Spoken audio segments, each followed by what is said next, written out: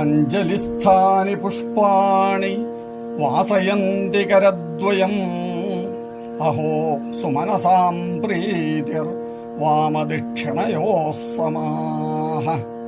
అంజలిస్థాని పుష్పాణి, అంజలి అంటే కరద్వయం.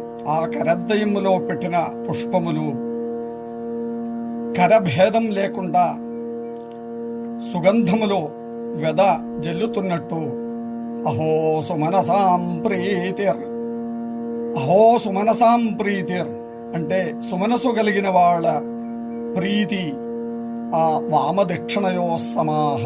వామదక్షిణ అని వామం దక్షిణం అనే భేదం లేకుండా సమంగా వర్తిస్తాయి అని సారాంశం.